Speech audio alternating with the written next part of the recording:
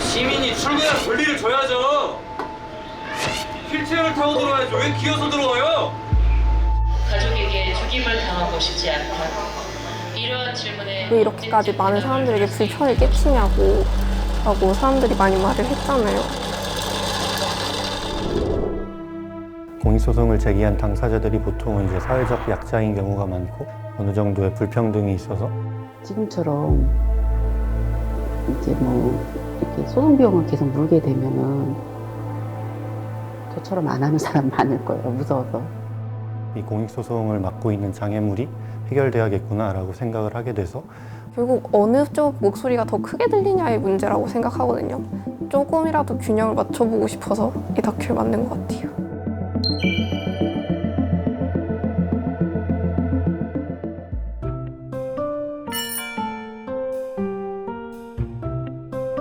안녕하세요.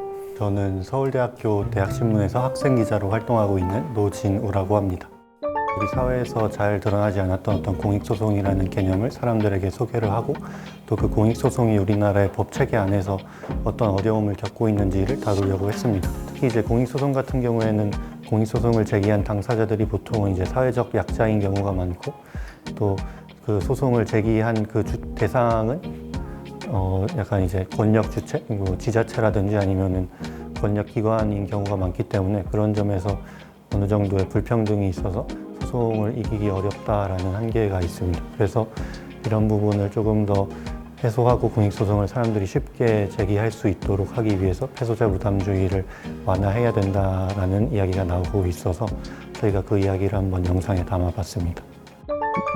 사실 저희가 영상에서 강조하려고 했던 부분은 공익소송이 무조건 옳다, 뭐 패소자 부담주의가 무조건 나쁘다 이런 부분이 아니라 사람들이 사실 공익소송에 대해서 잘 모르고 계시잖아요. 그래서 저희가 이것을 처음 알려드렸을 때 약간 저희 말을 곧대로 들으실 분들이 많으실 것 같아서 최대한 그런 쪽으로 어떻게 완강하게 이야기를 하지는 않으려고 했고 이 공익소송이라는 것이 어떻게 보면 사람들이 법에 조금 더 쉽게 다가갈 수 있는 그러니까 법을 통해서 내가 세상을 바꿀 수 있구나라는 것을 깨달을 수 있는 어떤 계기가 될 수 있는데 그것에 조금 더 사람들이 쉽게 다가가기 위해서는 이 공익소송을 맡고 있는 장애물이 해결돼야겠구나라고 생각을 하게 돼서 사람들이 이것을 보고 아 공익소송이라는 것이 이런 거구나 그래서 이런 부분이 개선돼야 되구나라고 스스로 어떻게 판단할 수 있게끔 약간 영상을 제작하려고 노력을 했습니다.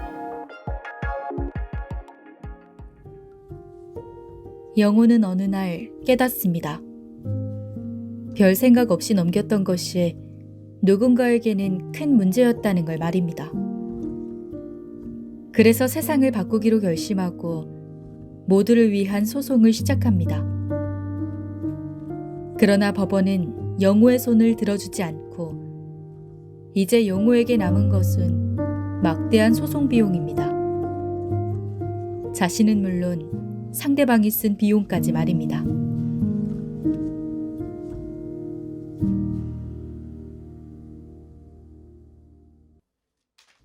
영호는 왜 상대방의 소송 비용을 부담해야 할까요? 그 이유는 대한민국의 모든 민사소송과 행정소송이 패소자 부담주의를 따르기 때문입니다.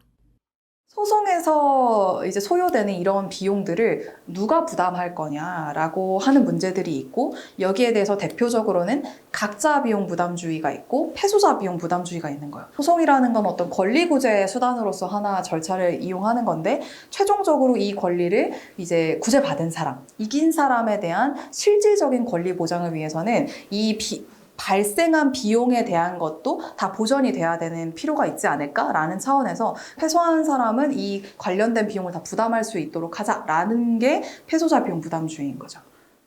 그렇다면 소송 비용은 어떻게 구성되어 있을까요? 소송 비용은 크게 재판 비용과 당사자 비용으로 나뉩니다. 재판 비용은 국고에 납입하는 비용으로 인지대, 송달료 등이 해당합니다.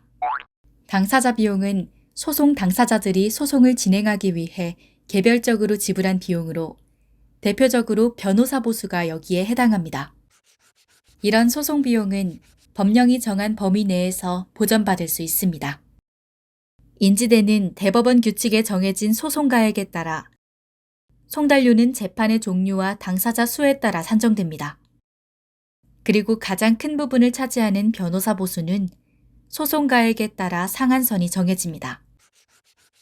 만약 상대방에게 5천만 원을 청구하는 민사 제1심 단독소송에서 전부 승소를 했다면 일반적으로 송달료와 인지대는 각각 15만 6천 원, 22만 9,900원을, 변호사 보수는 440만 원까지 보전받을 수 있습니다. 하지만 반대로 패소자는 본인의 소송 비용은 물론 상대방의 소송 비용까지 부담해야 하는 것인데요. 이는 오히려 사람들이 재판에 손쉽게 다가서지 못하는 제약이 되기도 합니다. 그리고 이는 모두를 위한 소송, 이른바 공익소송에서 두드러집니다. 이 소송이 그냥 한 사람의 권리구제로 끝일 것이냐, 아니면 이 소송이 이 사람을 뛰어넘어서 우리 사회 구성원들에게 어떤 영향을 끼칠 수 있느냐에 따라서 저는 공익소송 여부를 결정을 해요. 그렇다면 공익소송을 제기한 사람에게 패소자 부담주의는 어떻게 다가올까요? 기자들은 지하철 단차 문제와 관련해 2019년 서울교통공사를 상대로 공익소송을 제기한 전윤선 씨를 만날 수 있었습니다. 전동차와 승강장 사이의 단차 문제 때문에 위험한 일을 많이 겪었거든요. 저는 이제 휠체어를 사용하다 보니까는 단차가 높거나 넓으면은 휠체어 앞바퀴가 빠져요. 그래서 굉장히 위험한 상황이 처해지거든요. 그래서 이런 일들을 자주 겪다 보니까는 이 지하철을 타는 게 맞나? 이런 생각도 들고요. 그리고 지하철을 탈 때마다 오늘은 내가 살아서 집에 돌아갈 수 있을까? 하는 생각도 하거든요. 그래서 이런 부분이 휠체어를 사용하시는 많은 분들의 안전을 위협하고요. 그래서 운영하는 주체에서 시민의 안전을 기본적으로 담보해야 된다고 생각해서 진행하게 됐습니다. 모두가 안전하게 이동할 권리를 위한 소송이었지만 1심과 2심 모두 윤선 씨의 패소였습니다. 이 현상 자체는 차별이 맞지만 사실은 상대방인 서울교통공사가 얘기한 이야기들을 들어보면 이 안전설비를 제대로 하지 못한 데에 있어서는 나름의 좀 정당한 사유가 있는 것 같다. 그래서 최종적으로는 뭔가 이들에게 지금의 이 차별을 시정하기 위한 어떤 적극적 조치를 해라라는 명령까지는 나가지 않은 거예요. 주관적인 사정에 따라서 그래 너네는 사정이 있었구나 오케이라고 하면 이게 과연 현실에서 벌어지고 있는 다양한 차별 사례에 대한 구제 조치로서 나아갈 수 있느냐. 결국 차별은 맞지만 그 차별을 바로잡을 수는 없다는 답을 들은 겁니다. 그러나 패소의 아픔이 가시기도 전 그녀에게 돌아온 것은 상대방의 소송 비용까지 부담하라는 청구서였습니다. 소송 비용 내라고 왔을 때 저 정말 너무 당황했거든요. 형편이 좋은 사람도 있겠지만 저희처럼 뭐 형편이 그렇게 썩 좋지 않은 사람들도 있을 거고 소송비 내려고 하면은 몇 달은 굶어야죠. 전문가들은 공익소송을 제기하는 사람들에게 패소자 부담주의가 더욱 큰 장애물이 될 수 있다고 이야기합니다. 보통은 공익성이 있는 이런 공익소송의 당사자들의 지위 자체가 사회 경제적인 어떤 취약성을 갖고 있는 약자인 경우가 굉장히 많은 것 같아요. 미처 그 당사자 외의 주변인들 혹은 사회 권력 기관들에서는 보호해야 하는, 보장해야 하는 권리로서 인식조차 하지 못해서 사각지대로 방치되어 있던 사안들이 굉장히 많아요. 그러다 보니까 소송상 다퉈진 선례도 없고 이 권리에 대한 이해도 많이 부족한 거죠. 그래요. 이제 소송 주체는 이제 보면은 일반적으로 이제 약자와 강자의 이런 구도인 것 같아요.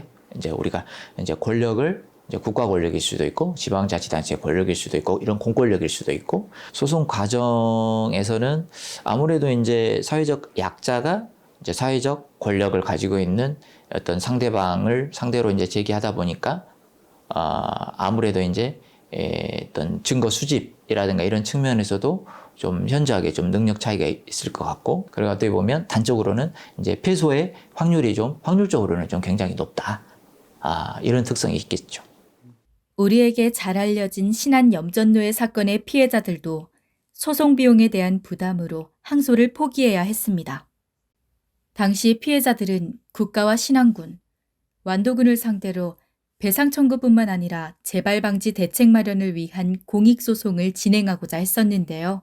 제가 소송 대리인으로 진행했던 이제 2014년에 신안군과 완도군 이쪽 이제 전남 지역의 염전에서 수십 명의 이제 그 장애인들이 강제로 이렇게 노동을 당하는 그런 사건들이 세상에 알려져서 굉장히 공분을 샀어요. 근데 이제 저희가 추적을 해보니까 그 당시 때 그 곳에 있었던 파출소나 뭐 동사무소 이런 데서 사실 다 알고서 그냥 묵인했다라고 하는 부분들이 확인이 돼서 이제 지방자치단체와 국가를 상대로 국가배상 소송을 제기를 했죠. 근데 1심에서 일부 이기고 항소심에서 일부 이긴 이제 뭐 승소했다라는 것만 사실 세상에 많이 알려져서 아 드디어 국가배상 소송이 이겼구나 생각했지만 신안군을 상대로 한 소송은 1심에서 졌고 또 항소도 하지 못했어요. 8명의 이제 장애인들이 소송을 제기했어요. 그 중에 1명만 이기고 나머지 7명은 졌어요.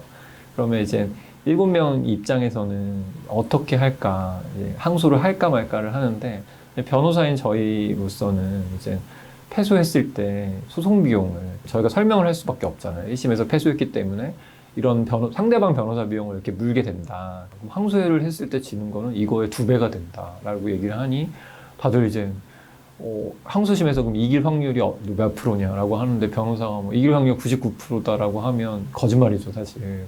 결국 7명 중에서 4명은 못하겠다라고 그냥 포기를 하신 거죠. 그래서 3명만 결국에는 국가와 그리고 완도군 상대로 갔는데 그 3명은 또 다 이기신 거예요.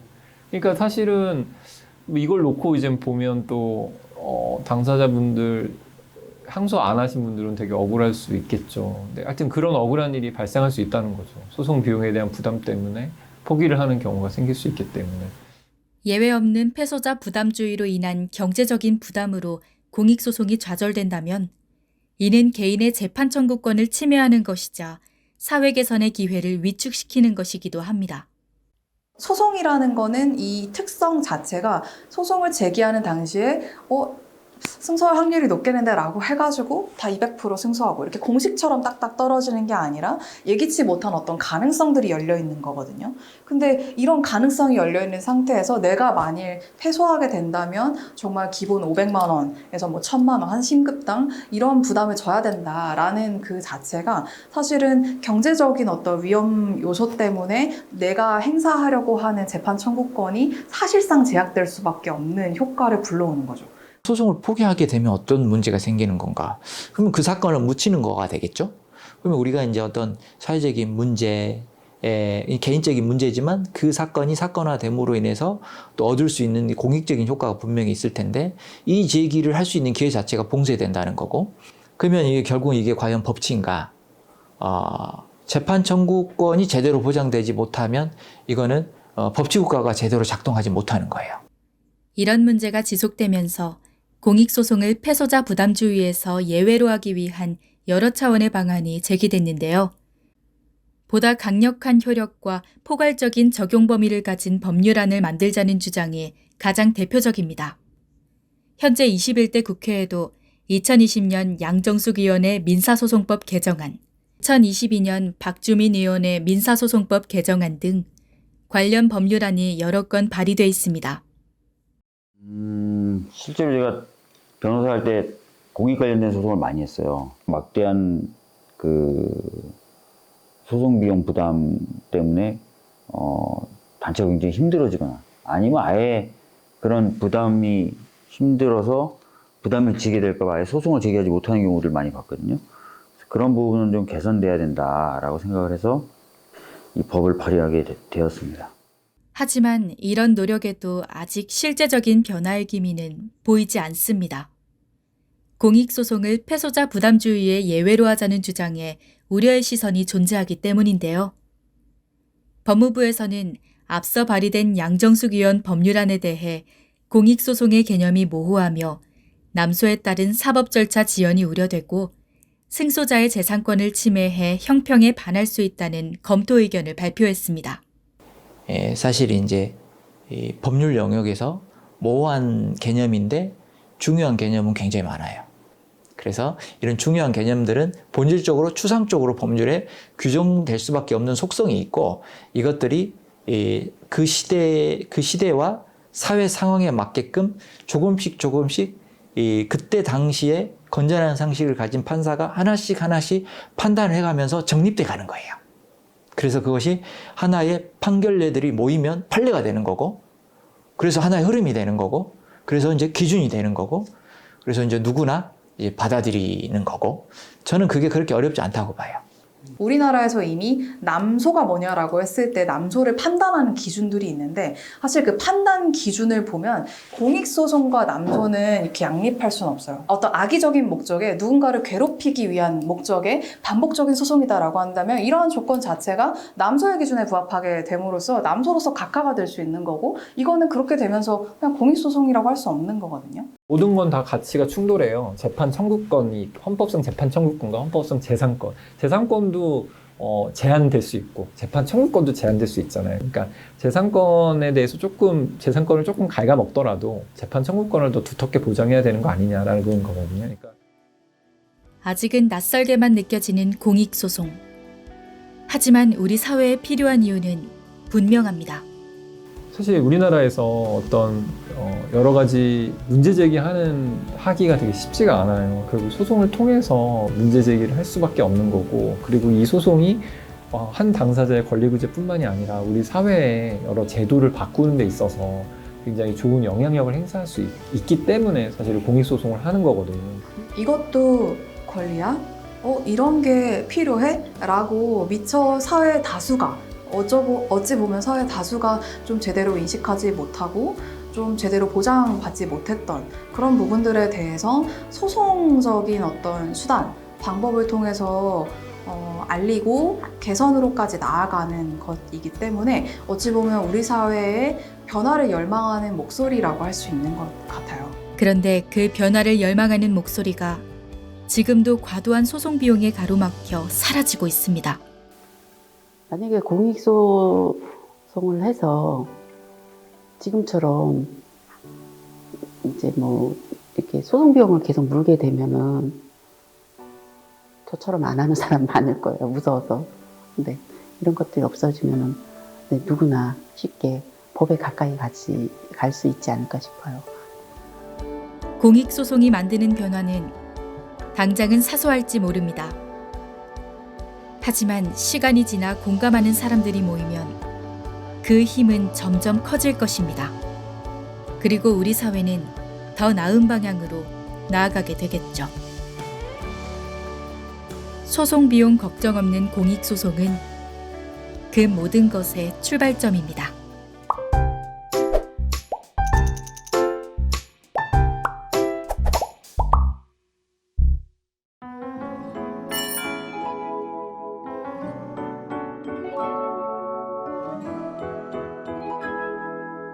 안녕하세요. 저는 한국애니메이션 고등학교 3학년 박윤지입니다.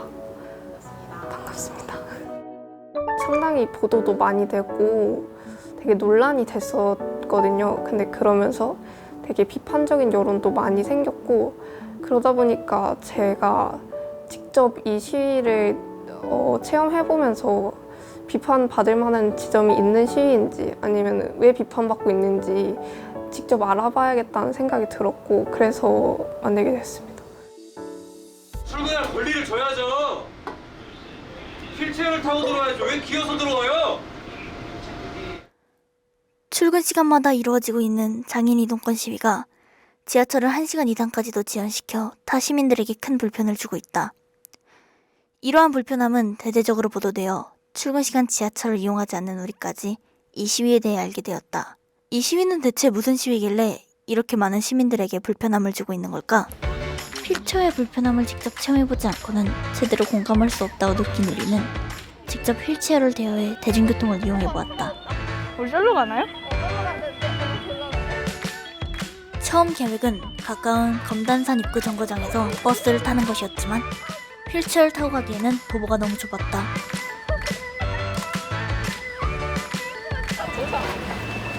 브레이크 좀 빼줄래? 우와. 어떻게 말해봐. 타는 과정은 쉽지 않았다. 버스 기사님은 휠체어 승객을 처음 태워보시는 듯했다. 저상버스에 설치된 휠체어를 위한 슬로프를 내리는 방법을 모르셨다.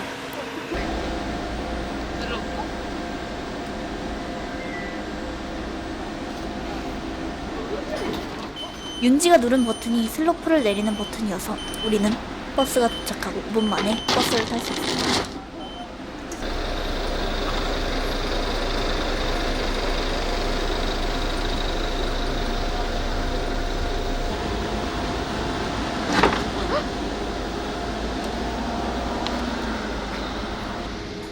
타는 것만이 문제는 아니었다. 버스 기사님이 슬로프를 내리는 방법을 모르셨듯 올리는 방법도 모르셨던 것이다. 아까 누른 버튼을 눌러도 슬로프는 올라가지 않았다.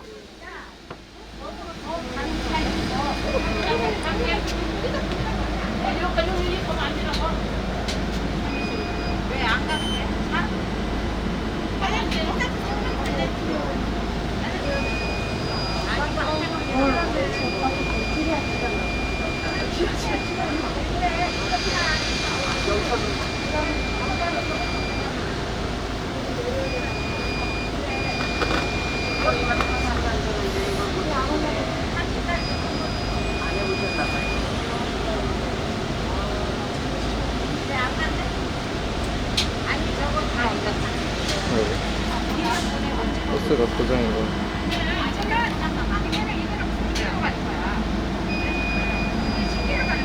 우리는 타는 동안 약 10분 배차 간격을 가진 마을버스를 총 13분 이상 지연시켰다. 뒤에는 버스와 차가 막혀 몇몇 운전자들은 나와 무슨 일인지 살피거나 왜 가지 않냐고 소리쳤다.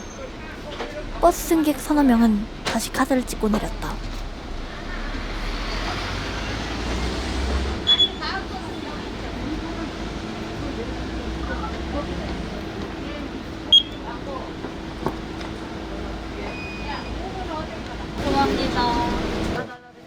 잘못된 행동을 한 것은 아니었지만 휠체어에 앉아있던 나는 끊임없이 죄송해야만 했다.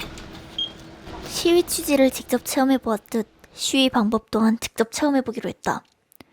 우리는 시위가 진행되는 8시에 맞추어 지하철 4호선을 찾아갔다.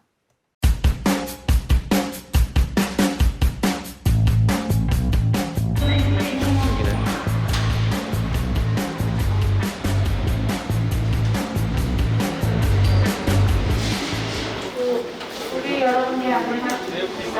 현재 상황지역에서 전국 장애인 차별철폐연대에서 장애인 사실상이 진행되고 있습니다. 이로 인해 4호선 열차분이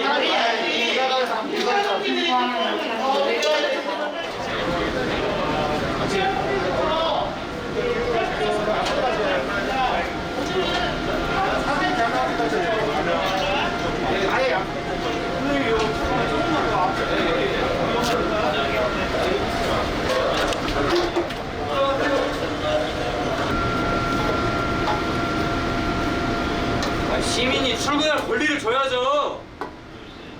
휠체어를 타고 들어와야죠. 왜 기어서 들어와요? 예. 아니, 시민 여러분 안녕하십니까?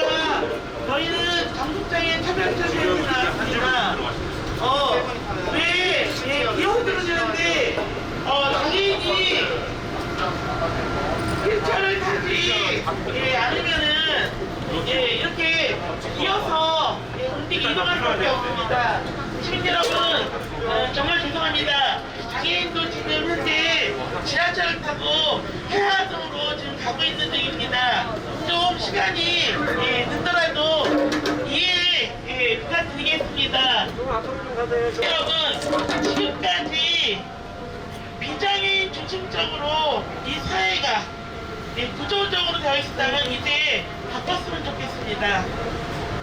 그래서 계속해서 부모는, 가족은 출근해야 된다고요! 예, 그렇습니다. 좀 차세요. 좀 앞으로 가세요. 승차하세요. 그러니까 정상적으로 좀 출근도 해야죠. 예, 맞습니다. 예, 좀 움직이세요. 저희도 지금 지하철을 열차를 타고 해화역으로 이동을 하고 있는 것입니다. 그럼 빨리 타고 떠들지 마세요. 뭘 떠들고 있어? 빨리 타면 되지. 뭐가 떠드는 겁니까? 떠드는 건 아닙니다.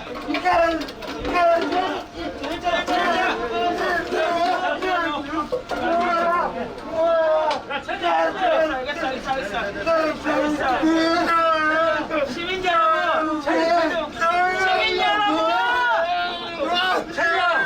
울부짖으며 반응을 하는 거는 그동안에 몇십 년을 이렇게 살아왔기 때문에 이에 대해서 못나갈 수밖에 없습니다. 여러분이 조금만 저희에게 관심을 보여주신다면 저희가 힘들게 땅을 키워가는 힘든 투쟁을 하지 않을 거라고 생각합니다. 네, 힘든 거 압니다. 불편한 거 알고 화가 나는 것도 알겠습니다.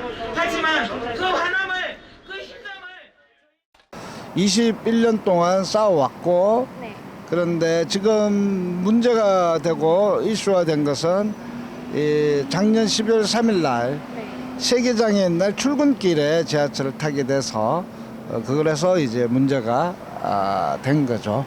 지금 서울시는 이제 93.8% 정도의 이제 엘리베이터 설치율이 돼 있고 인천 같은 경우는 거의 100%예요. 그런데 왜 여전히 이렇게 이동권 투쟁을 하느냐 하면 지역 간 편차들이 여전히 심각하고 그리고 국가가 제시한 목표조차도 제대로 이루어지지 못함으로 인해서 여전히 이동하는 데 많은 차별을 받고 있는 상황이라서 지금 이야기하고 있습니다. 저상버스 도입률이라든지 이동권이라든지 다 후퇴하고 있지 않고 긍정적인 방향으로 가고 있으니까 기다려달라라고 얘기하지만 거기에 대해서 저는 한마디 하고 싶어요. 동등하게 이동하고 동등하게 직업을 갖고 동등하게 이 세상에 살아가는 게 과연 기다림의 문제인 건지 나이는 한두 살 먹어가고 직업을 가질 수 있는 적정 연령도 넘어가고 학교 학년기도 넘어가는 상황들이 계속 발생이 되고 있고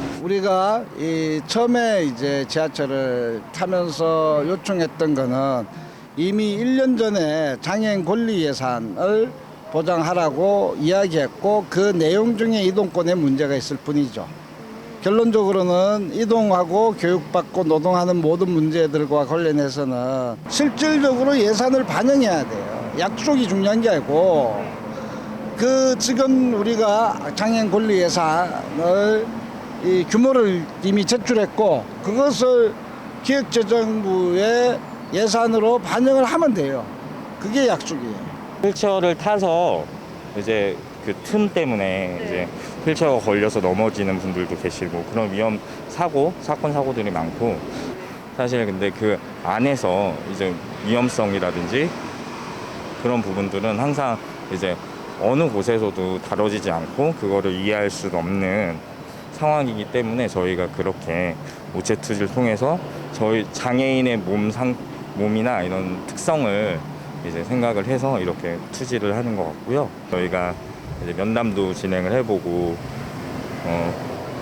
장관도 만나보고 했는데 사실 이제 저희가 요구한 대로는 이제 이루어지지 않습니다. 저희가 뭐 만약에 실민들을 볼모로 잡고 이제 투쟁을 한다, 자기 주장만 내세운다 이런 얘기는 조금 뭐 한편으로는 섭섭하긴 한데 사실상 어찌 보면 당연하다고 생각이 들어요.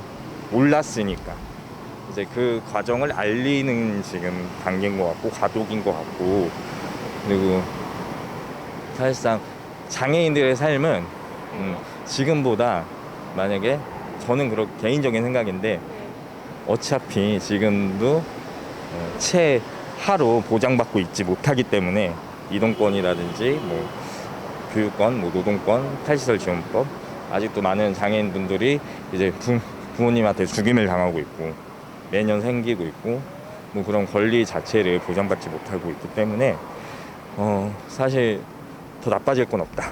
개인적으로는 죽을 순 없다. 죽을 수 없기 때문에 저희가 투쟁을 하는 거고 그 결과가 여론이 더 나빠져가지고 장애인들 인식이 더 일시적으로는 그럴 수 있지만 언젠가는 인정받지 않을까 생각이 듭니다. 네, 감사합니다. 수고하셨습니다.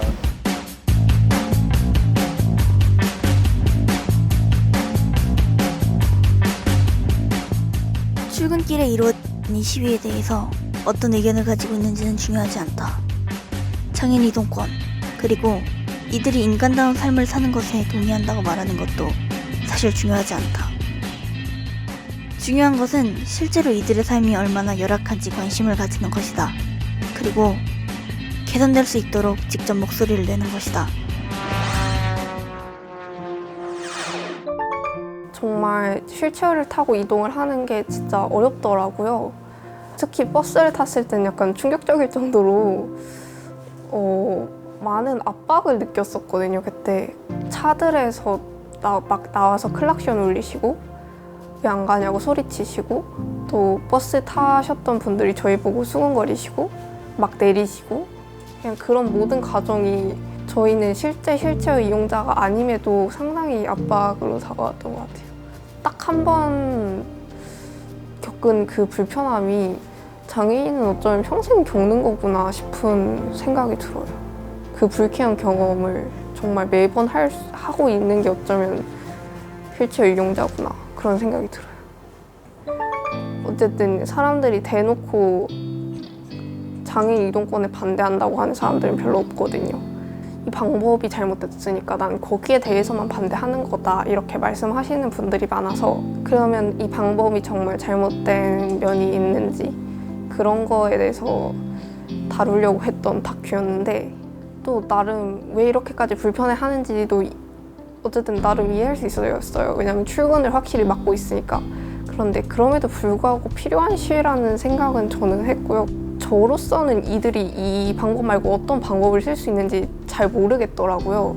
자꾸 더 효율적인 방법을 찾아서 하라고, 왜 이렇게까지 많은 사람들에게 불편을 끼치냐고 라고 사람들이 많이 말을 했잖아요. 그런데 저는 궁금했어요. 그들도, 그러니까 전국 장애인 찰표였는데 그분들도 그렇게 처음에 생각을 했을 거라고 왜 생각을 하지 않는지 궁금했어요. 이분들도 분명히 의원을 찾아가거나 아니면 좀 더 평화로운 방법, 예를 들어 뭐 통행하지 않는 곳에서 시위를 하거나 그런 식의 방법을 분명 쓰셨을 텐데, 그러니까 그러다 안 되니까 이 방법을 쓰신 걸 텐데 왜 이 방법이 틀렸다고 말하지? 왜 본인들만 그걸 생각한 것처럼 생각하지? 결국 어느 쪽 목소리가 더 크게 들리냐의 문제라고 생각하거든요. 그런데 그때 당시에는 그런 시위에 반대하시는 분들의 목소리가 더 크게 언론 같은 데도 많이 나오고 그렇게 대변되고 있던 것 같은데, 이 다큐를 만든 건 결국 조금이라도 균형을 맞춰보고 싶어서 다 전장현 쪽의 이야기도 해줄 사람이 필요하다고 느껴서 이 다큐를 만든 것 같아요.